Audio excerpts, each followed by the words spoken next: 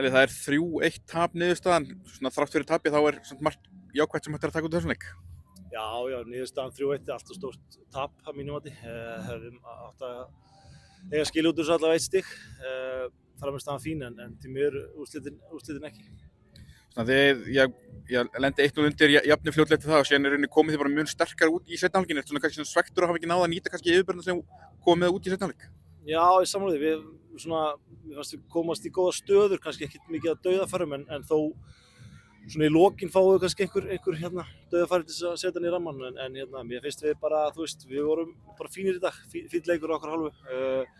Mér finnst við að gera tilkall til þess að fá víti. Mér finnst brotið á Eið eftir hann skýtur á markið og svo finnst mér hanga í Stefáni allt of mikið og fá að hanga allt of mikið í ljúpa og mér finnst við að fá annað víti þar þegar hann togað niður til. Svona þú horfir á svona bara fljótt eftir, hvað fannst þér í rauninni bara vanta upp á til að klára þetta í kvöld?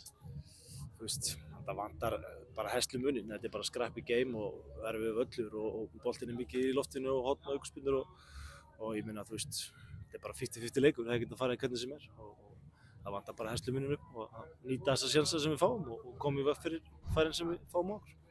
Svona sérstaklega í seinni hálfleik þá voru svolítið að ná að þrýsta vingurnum svolítið niður, þú hlýtur að vera svona ánægilegt allan að geta á móti eigin besta liði landsins að geta þrýstið svona neðarlega á völlinn.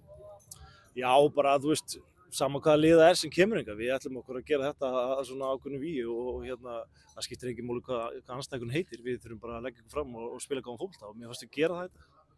Svona Davíð Helgi var alltaf ekki með í dag, hann ætlaði að láni frá Vingum, stóð eitt til að hann gæti spilað hann leik?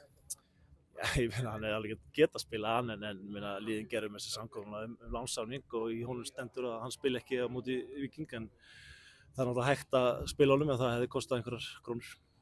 Svona strax í næstu fyrir þá mætti fara upp á Skaga nema þeir skipti heimavallarinn með eitt skipti. Hvernig svona horfði það verkefni fyrir þér?